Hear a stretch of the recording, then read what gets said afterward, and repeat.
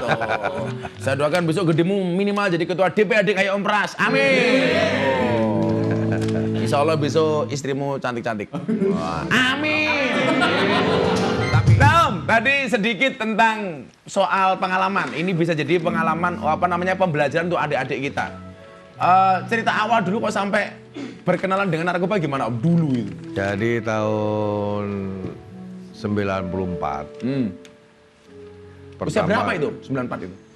Saya udah rumah tangga. Udah rumah tangga ya? Saya dulu punya cita pengen jadi polisi. Oh. Tapi tahun 1977 saya kecelakaan, kaki saya patah. Dah selesai dari situ. Pupus harapan polisi. Pupus harapan polisi. Saya dulu ngerokok enggak, minum enggak, apa enggak. Nah setelah kejadian itu saya langsung, wah, pusing lah pala, bingung lah. Akhirnya saya terjerumus lah ke narkoba pas saya di Bali. Di Bali Om ya? Ya, kena ekstasi.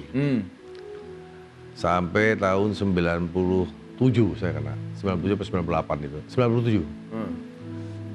Rumah tangga saya juga berantakan dan akhirnya jadi saya... salah satu dampaknya rumah tangga Rumah hancur? tangga berantakan. Hancur, saya bercerai. Akhirnya 99 putusan inkrah saya tidak berkeluarga. Nah di sini juga sebetulnya kita sebagai anak muda udah hilang beberapa generasi. Sadar saya di situ. Untungnya saya nggak ketangkep masalah narkoba. Kalau saya ketangkep masalah berantem aja deh. Itu pekerjaan saya deh. Nah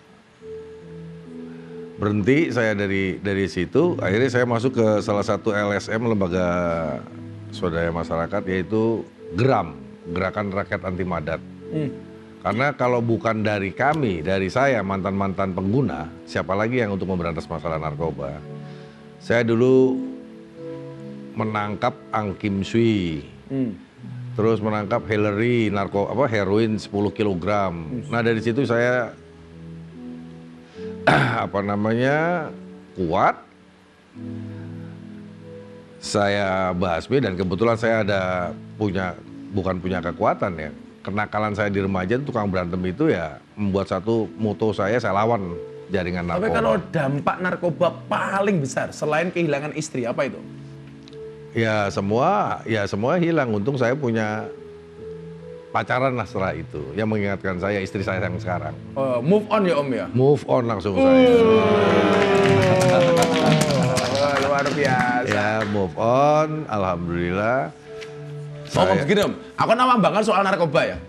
Kalau orang lagi fly, itu yang dirasakan apa Om sebenarnya? Ya enaknya sih 30%. 70%-nya? Enak tenar. Hei, jangan dicontoh. Ajar kamu. Tapi kayak fly gitu, hilang semuanya. Hilang semua. Tapi saya minta kepada anak-anak muda jangan sampai lah. Di Jakarta dan di Indonesia, jangan sampai korban daripada narkoba. Dalam pengaruh narkoba itu Om Pras sudah punya anak? Saya punya anak 2. Saya cerai punya anak 2. Satu Wibi, namanya satu. Oh, yang kemarin nikah itu ya? Ya, kemarin nikah. Alhamdulillah anak saya nggak ada yang nurunin saya. Bandelnya enggak. Bandel enggak, narkoba enggak. Ya alhamdulillah lah. Saya kalau ketemuannya Om Pras itu bingung. Ini bapaknya kayak gitu, kok anaknya akhlaknya mirip aku.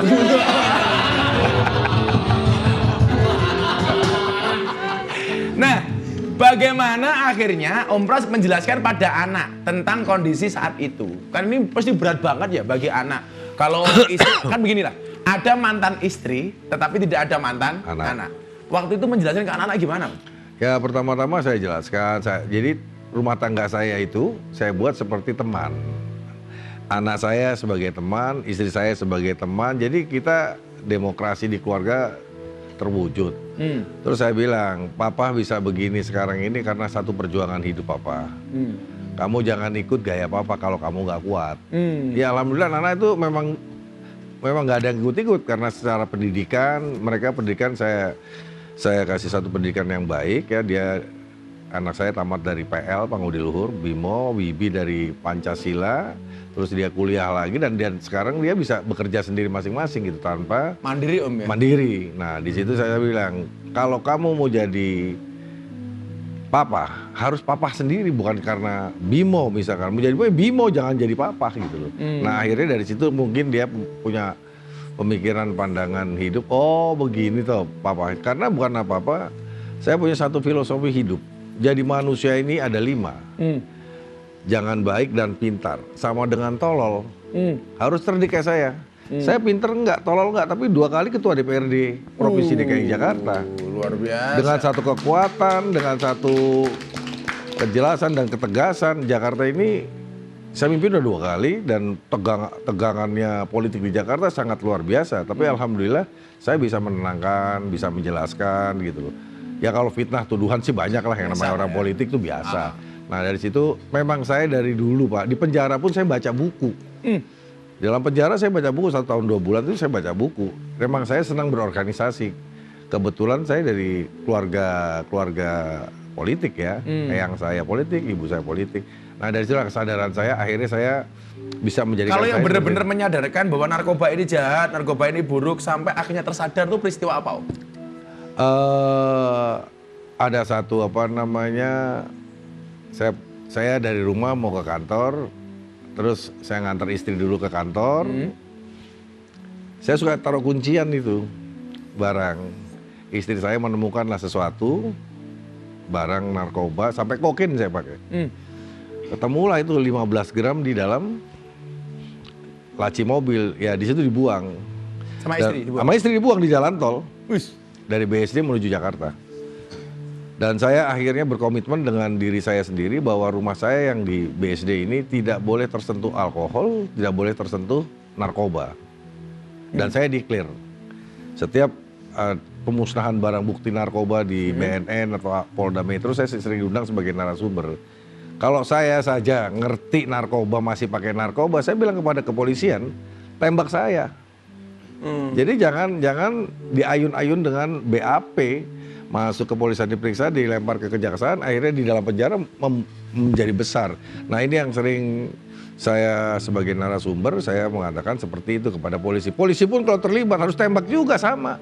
Orang dia masyarakat bukan juga tebang pilih ya Om ya? Jangan tebang pilih. Nah ini yang terjadi di negara ini. Yang paling susah itu tuh Om, jadi orang sudah pengen berhenti karena ketagihan. Lah barangkali Sobat Kepo di rumah pengen tahu, penasaran nih. Jadi proses dulu, penyembuhannya gimana? Jadi dulu tuh yang masuk ke Jakarta pertama adalah ekstasi tahun 94. Setelah ekstasi berjalan, masuklah namanya sabu-sabu. Ya, setelah masuk sabu-sabu namanya narkotika putau. Nah ini yang bahaya, putau ini akhirnya sakau itu Om ya? Sakau itu. Nah saya ini enggak. Oh, jadi nggak sempat pakai sakau? Dan saya enggak. Saya cuma karena nggak pakai putau. Saya karena senang happy aja. Itu kan dulu ekstasi itu happy, bos, kesundut aja. Oh maaf ya, nggak marah. Kalau sekarang orang minum kesundut pasti mukul. Kalau dulu enggak ya? Dulu enggak. Nah ya alhamdulillah lah. Saya berkomitmen kepada diri saya sendiri pada saat itu usia saya 37 tahun.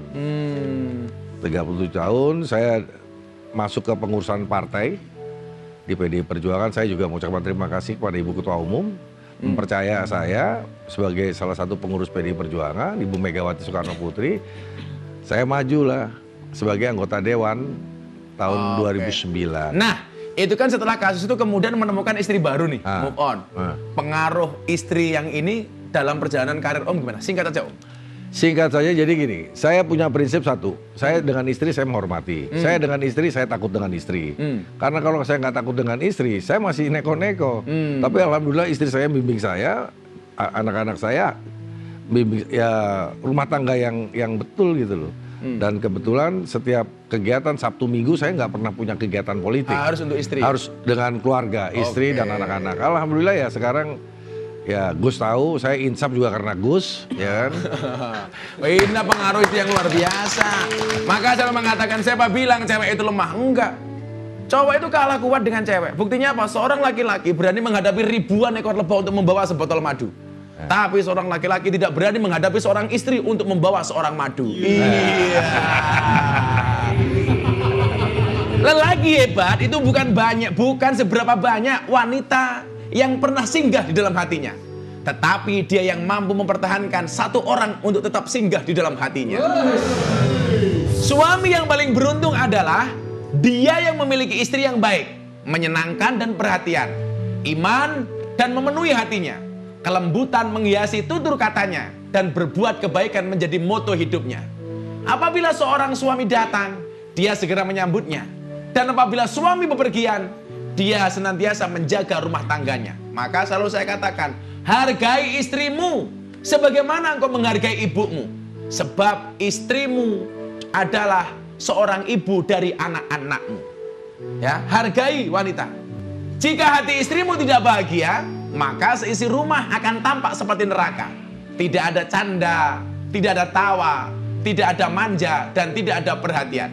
Maka sayangi istrimu agar dia bahagia dan kau akan merasa seperti di surga. Ngono carane, Lis. Seorang wanita akan menjadi ratu bila menemukan laki-laki yang tepat. Dan seorang laki-laki akan menjadi raja bila menempatkan seorang perempuan menjadi seorang ratu. Oh. Makanya kamu besok sore kalau buka puasa ya toh, jangan pakai yang manis, tapi berbukalah dengan keluarga. Kenapa? Karena yang manis belum tentu mau diajak berkeluarga.